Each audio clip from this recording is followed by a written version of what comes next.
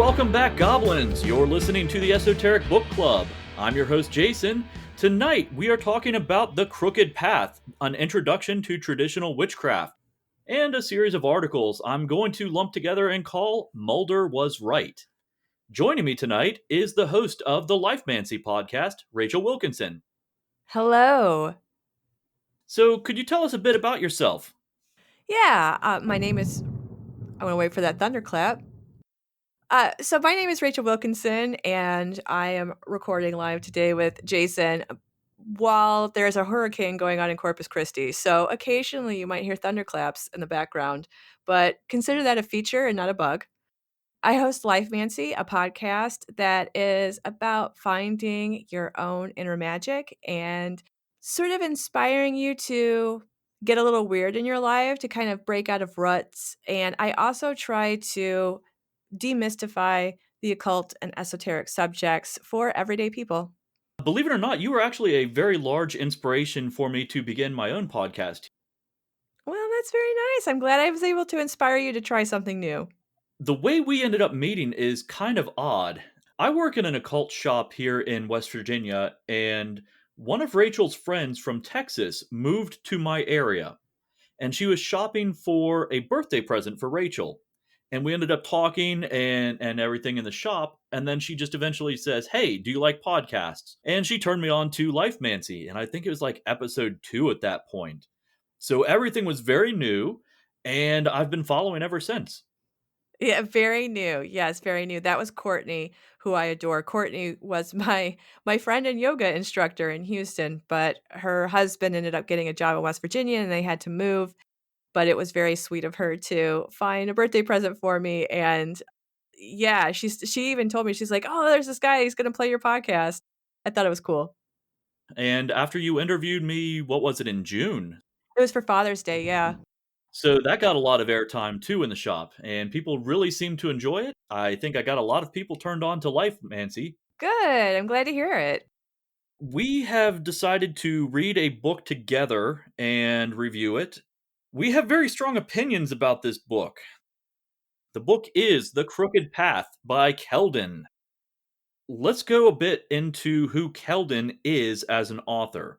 He is a contributing author to The Witch's Altar, The New Aradia, A Witch's Handbook of Magical Resistance, and Modern Witch Magazine, along with being a blog poster on Pathos.com.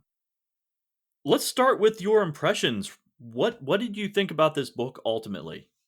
So if we were going to use a scale between 1 and 10, 1 being the worst book I've ever read and 10 being the best book I ever read, I'm going to give it a 4.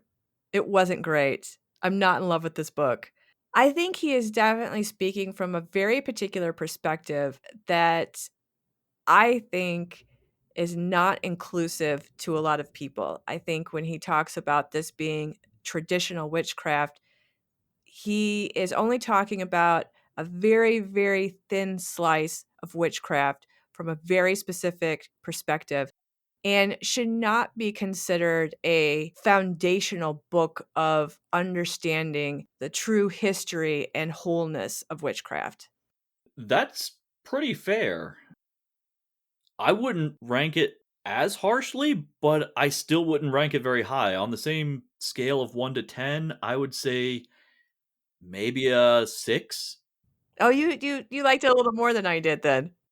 I have issues with parts of it for sure, and we've talked about this off air, but ultimately it's well organized and it is well written. So that gets him a few more points. It was still dry in places, but he does a lot of work with the history of witchcraft as well, which does help because you don't normally see that in a lot of witchcraft books.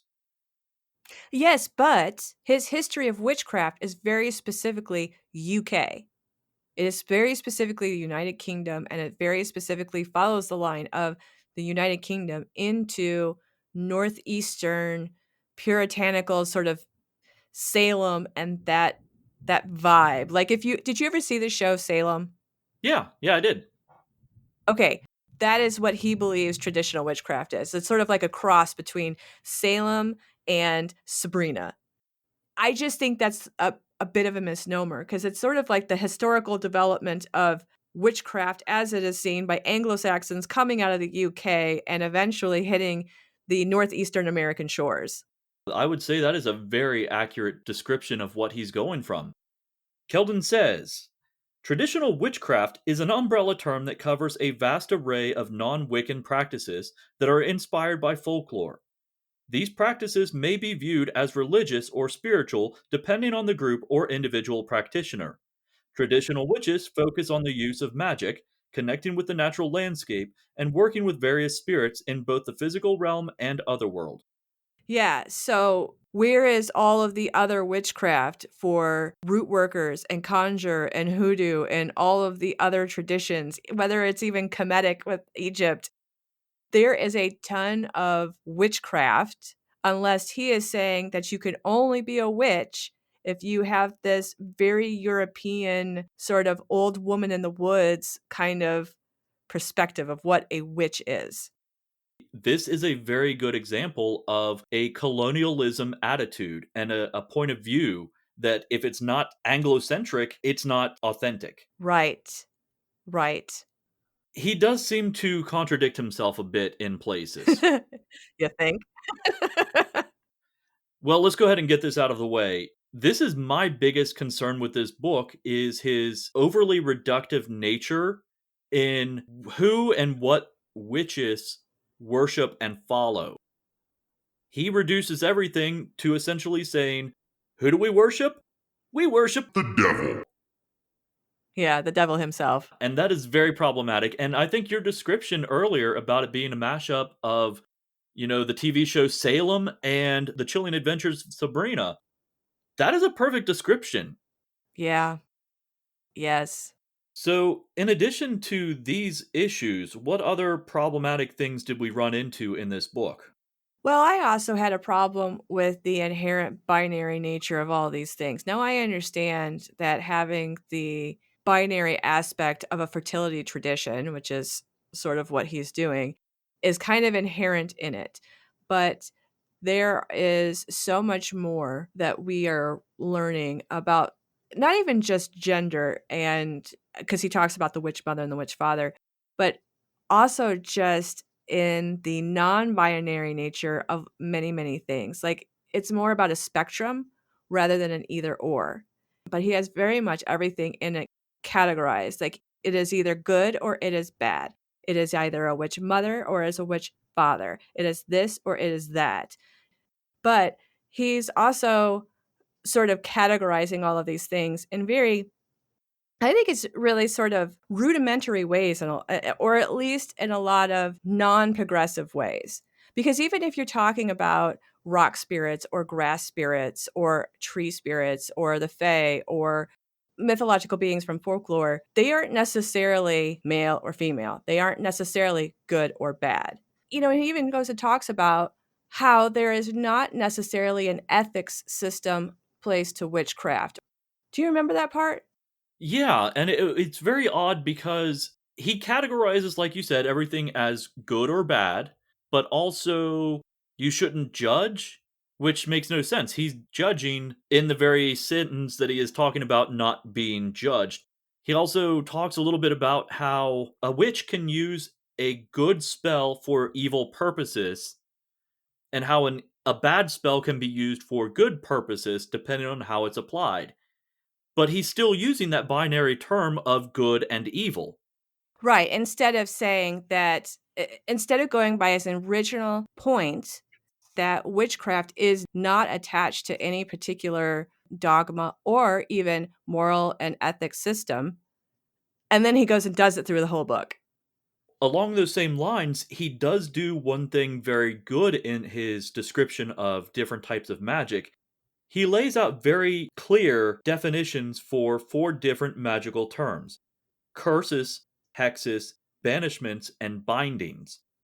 So I thought this was very helpful. He says that a curse is a long term spell that causes harm, a hex is short term and temporary.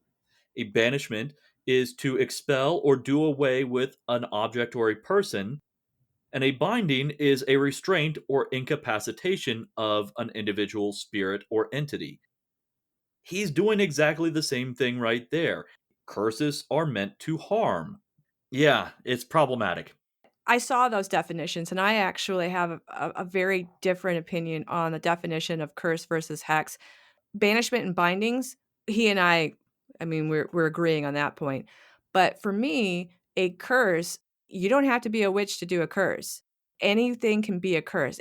So a curse is speaking or thinking harm to somebody else. Whereas I specifically feel like a hex is witchcraft specific. Like a hex is a witch as a magical practice doing something that is harmful to another person, entity, or situation. A curse, on the other hand, is not necessarily the length. It's not about how long or of a duration. I mean, I think somebody could be under a hex for a very, very long time.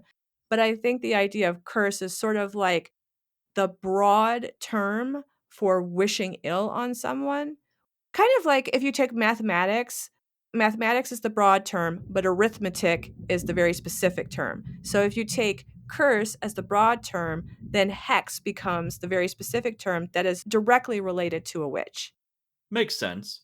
And the way I kind of see the two, because like you said, they are very closely related, I see a curse as being spontaneous. You're inflicting your intent upon another. A hex implies that there is some sort of magical or ritualistic action taken on the part of the practitioner to cause the curse to take place. Yeah, it does make sense. I mean, I just did an episode that was my second baseball episode. It was about curses in baseball and how most curses in baseball are actually jinxes.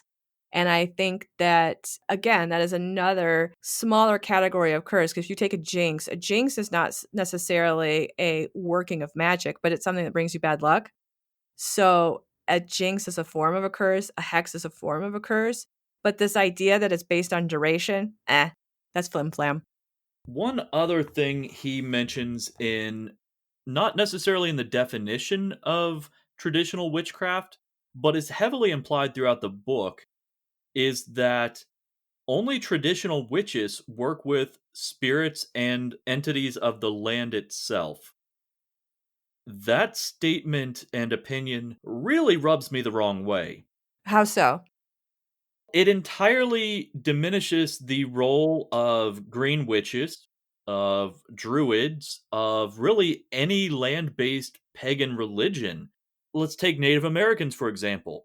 They probably wouldn't like to be lumped in with witchcraft, but they do have magical traditions in their own societies, which are very heavily based on interacting with the spirits of the land.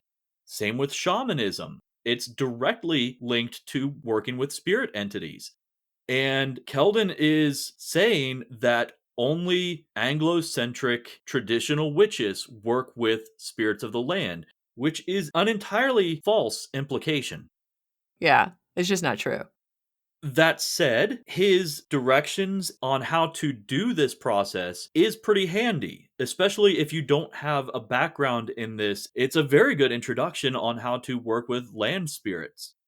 Well, if we want to talk about what I liked about the book, that was pretty much the only section. There was only one other thing that I enjoyed about the book, and that was in the history of witchcraft, where he talked about it being 1951 before the UK got rid of their law against witchcraft. It was illegal to practice witchcraft until the 1950s when they finally got rid of it.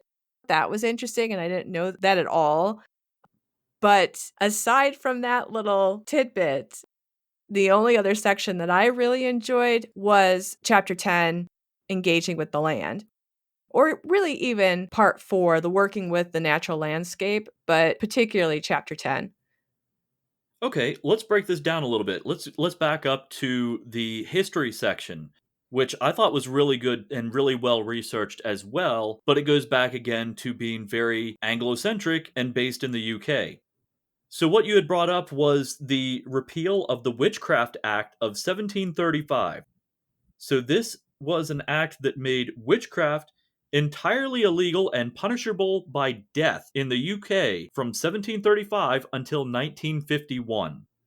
I thought that was really a neat piece of trivia to know. because he was talking about the world of witchcraft would be forever changed by two elements that took place in England during 1951. The first, the Witchcraft Act of 1735, was repealed, effectively decriminalizing witchcraft. And then he goes on to say this 1951 was changed when it was replaced with the Fraudulent Mediums Act, which was basically trying to hoodwink people out of their money using fortune telling. But even that, I think he even says later, even that was repealed too. It says the Fraudulent Mediums Act was repealed in 2008, which is an incredibly long span of time. Yeah. The Fraudulent Mediums Act I see as a continuation from the Victorian era as well, because that's when spiritual mediumship really came to the forefront. Even people like Harry Houdini made it a hobby of theirs to disprove these mediums. Mhm. So we know it in America because it came up a lot after the Civil War. And with the incredible loss of life that our country suffered, mediumship became in high demand. We saw something very similar in the UK apparently after the two world wars, which is why the Fraudulent Medium Act would come into place. The fact that it lasted until 2008 is even more impressive. Yeah, I thought that was interesting. So he also goes into the background of the founders of modern Wicca, even though he specifically says that traditional witchcraft is non Wiccan. He still talks about the history of Wicca. Yes, I noticed that as well. Despite saying this is non-denominational for all intents and purposes, the only history he provides is that of England and then of Wicca. Even though it's contradictory with what he's trying to say, the history is again, it's well done, concisely conveyed, and it does provide a lot of information that I personally did not know going into this. If you are a Wiccan or a Wicca practicing witch, I think this book is probably up your alley. Yes, I could also see Wiccans being incredibly offended by large portions of it. Yeah, which we'll get to, but yeah. That leads me to the next part, and that is how does traditional witchcraft diverge from Wicca? And it's ultimately pretty simplistic. He says, okay, well, we do different rituals. Obviously, it's a different tradition, so your rituals will be different. He said the tools used are different. So they use the stang, which is a forked staff, in place of making the athame the traditional tool. He says the coven structure is different because they have a witch lord and a witch lady. They don't have a high priest and high priestess, So you changed the term. basically.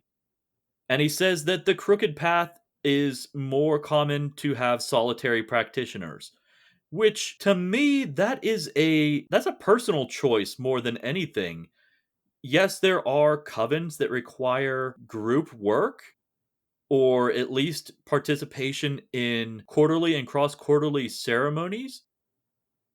Right, and I think to have somebody be solitary or as part of a coven, you are taking on sort of the ideologies and mythos of the group, but when you talk about the fact that you're serving the devil, I don't know.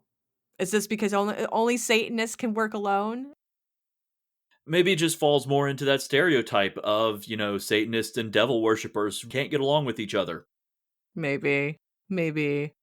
I was gonna say I do think his explanation of the witch's tools was good. It was textbooky. I mean, it's really kind of difficult to mess up talking about a cauldron, but I thought he did a good job.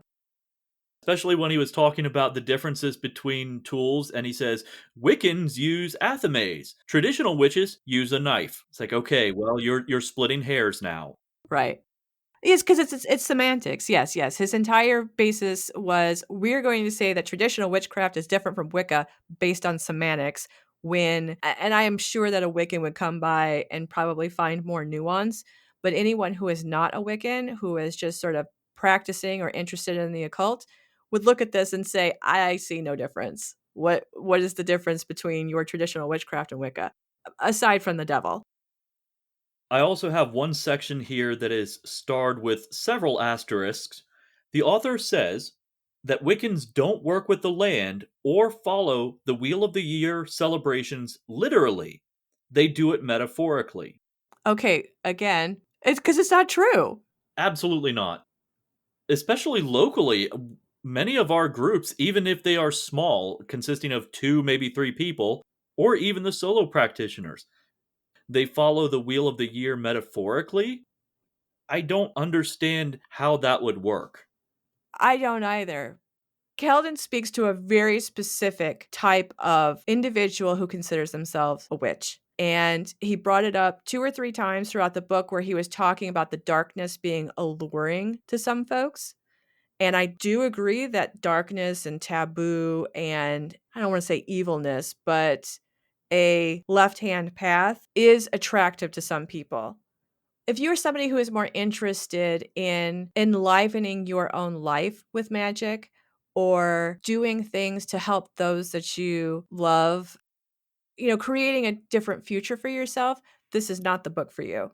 So what you're saying is it is very much the antithesis of Lifemancy. Pretty much. Yes. Like he and I, if we're gonna talk about spectrums, he and I are probably opposite ends of it.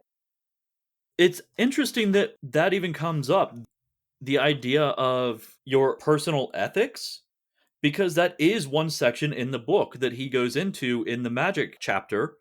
One of the exercises is reflect on your own ethics.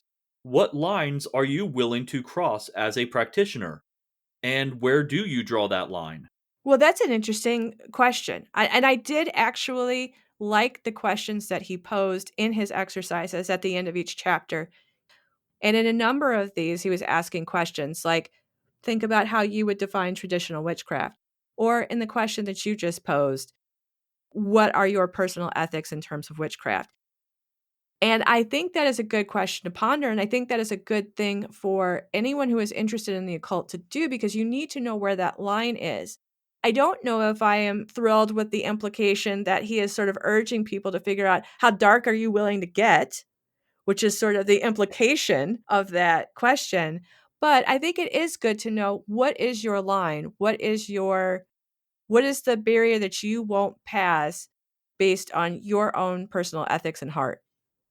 I mean, the most controversial chapter we have is chapter 7, the witch father and the witch mother, so I think we just jump to there. I don't have any specific notes for that one, but I do have very strong opinions on it. The Witch Father and the Witch Mother. This is the section that I had the strongest opinions on, and probably the strongest negative opinions on, and mostly because it comes down to him saying, who do witches follow and worship? We worship the horned god, the devil. And reduces all other gods, beings, and spirits to being aspects of the devil. Any entity or deity that has horns or antlers in any way, shape, or form is the devil, which grossly oversimplifies everything, but it also discounts paganism in general, polytheism, and it reduces it to a Christian mindset, which again is contradictory considering he's trying to do witchcraft. We talked about this offline before because when I first read this, I thought he was being facetious. I thought he was not being literal and instead saying from the Christian perspective and despite all of these different nuances in witch father gods or male gods that they are going to be surmised by saying the devil. And then when I stopped and I went back and I read after our conversation where you were like, "No, no, no, he's being literal." I went back and read that, and then I just got even more mad. Like, I was just mad this entire chapter. For sure. And he, if I remember, he even has a section talking about writing your name in the black book. Yes. I was like you, I thought he was being facetious at first. Does he really conceive of a book manifesting that you write your name in to sell your soul? It kind of seems that way. It also kind of seems like he's talking metaphorically in that you travel into the spirit realm for your Sabbat and then you do it there through astral projection. It's very it's unique, I'll put it that way. I do believe that there are initiatory practices that this would apply to. But again, it is a fraction. It is a small slice of initiatory practices, which is why the title of The History of Traditional Witchcraft, defining traditional witchcraft, it's built on a faulty premise from the title. It's saying that this is the singular traditional witchcraft practice. You and I both are coming at this from the idea that traditional witchcraft would be more like folk magic. Yes, but I also want to talk about Luciferianism because he has a whole page about the light bearer. The witch father is connected to Lucifer, whose name literally means light bringing. Being a fallen angel, Lucifer descended to earth and granted humans with a spark of divine illumination. Luciferians don't even believe in a satanic devil as a Christian construct. They do idolize Lucifer not as a deity, but as a role model, as far as breaking the chains that bind you and leading your most divine life as you see it. And that's why it kind of gets like, it can get dark.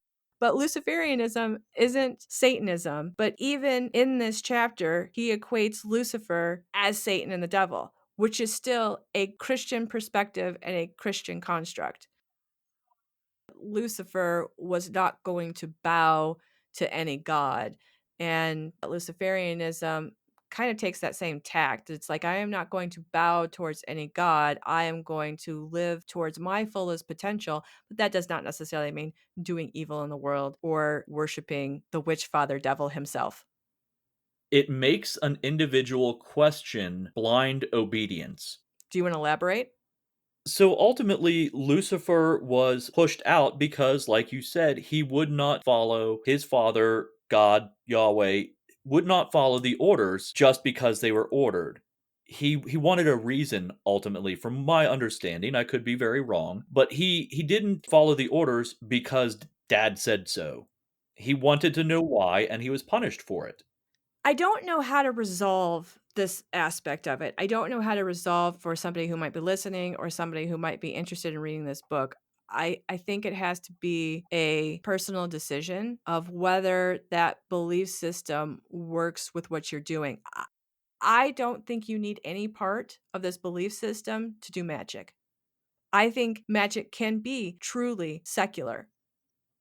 But I think that there is something to be said here for warning people about playing with magic. Because if you are going to try to connect to spirits, and if you are going to try to connect to the witch father or the witch mother, I do think the energy of those entities are real. I don't know what to call them. I don't necessarily know how to define them, but I do believe that spirits and fae and gods do have power, if only in people's belief.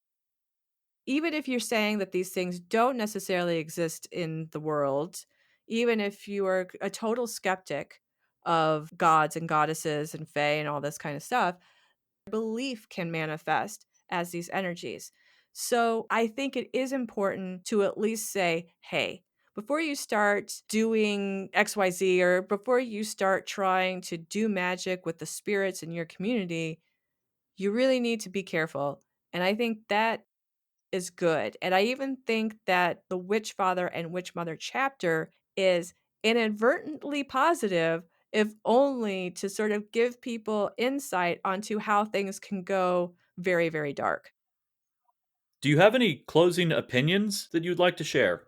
Well, I think my closing opinion is really the most valuable portion of this book is part 4, working with the natural landscape, and particularly chapter 10, engaging with the land.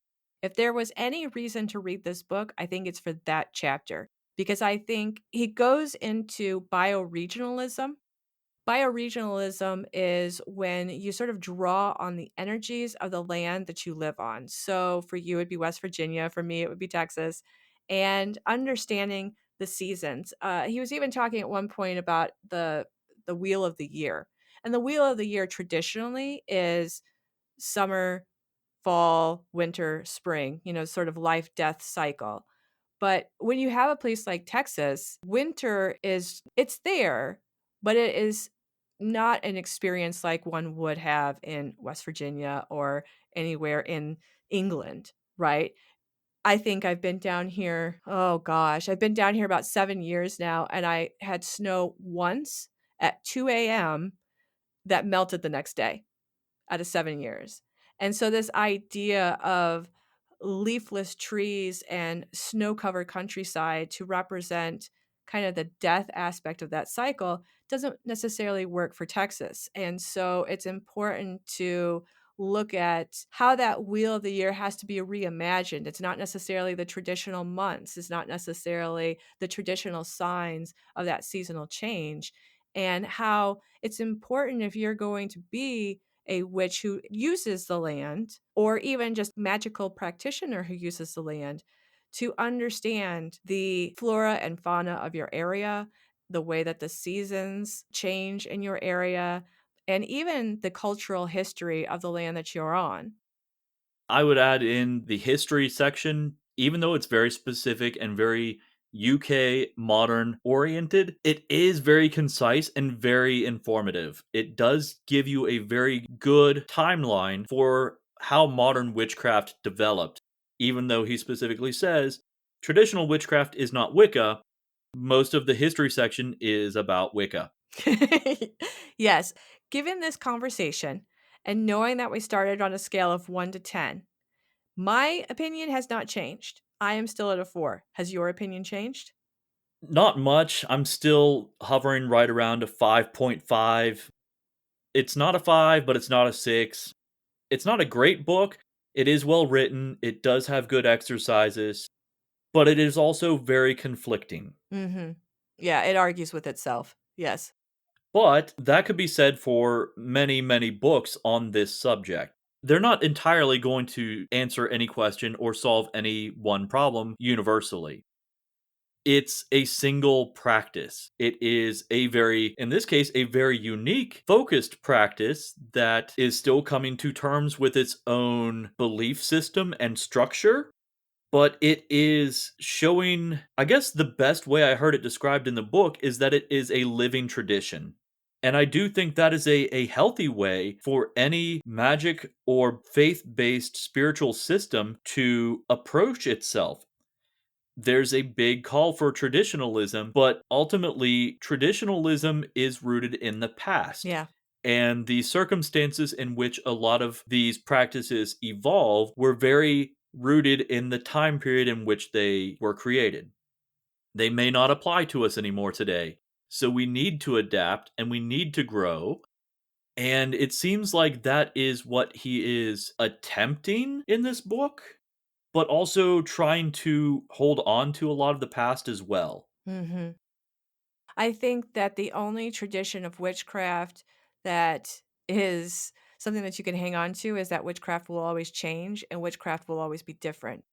I think witchcraft is inherently progressive, just like what you said. It's always a product of the land and the time at which the witch, ooh, say that 5 times fast, is living in.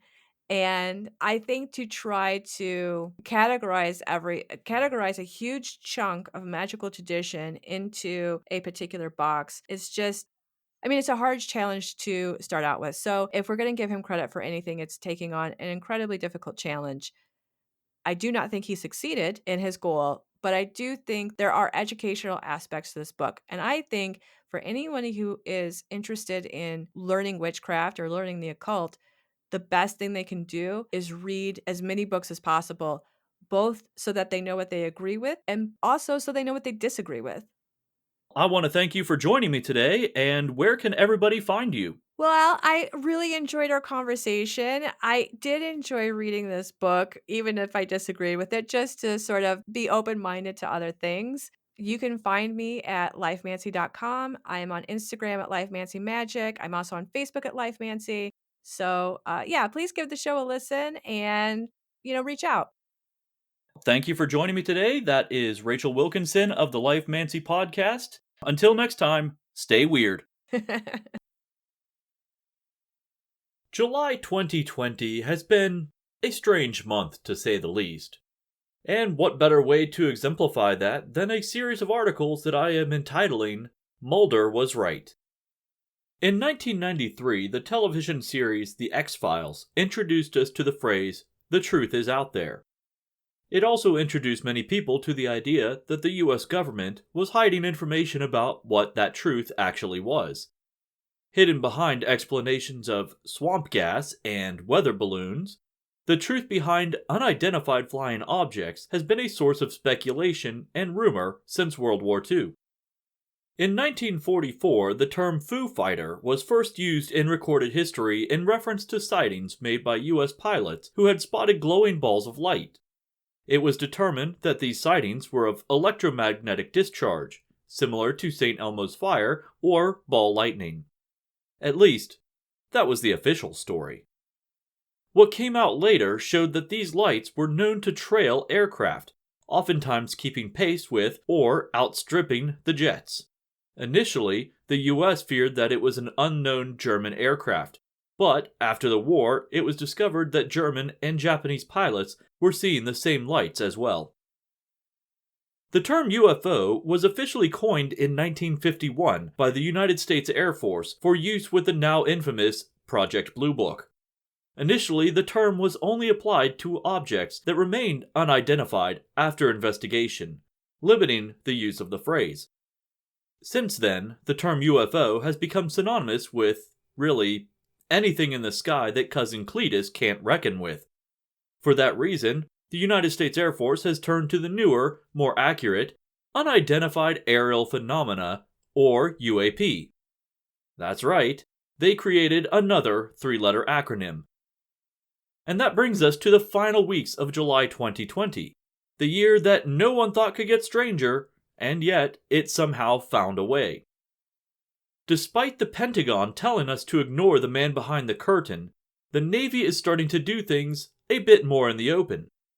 After a Senate hearing committee for finances and intelligence services, it was declared that some of the findings from the Pentagon's Unidentified Aerial Phenomena Task Force must be made public 180 days after they were given funding. Back in 2007, the program that investigated aerial phenomena was moved from the Air Force to the Office for Naval Intelligence.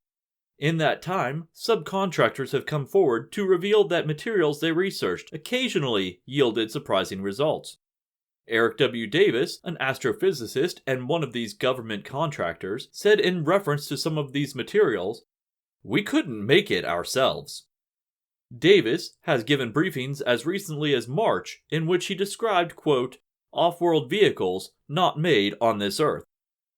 A transcript of the Senate committee report states, "The committee remains concerned that there is no unified, comprehensive process within the federal government for collecting and analyzing intelligence on unidentified aerial phenomena, despite the potential threat. The committee understands that the relevant intelligence may be sensitive.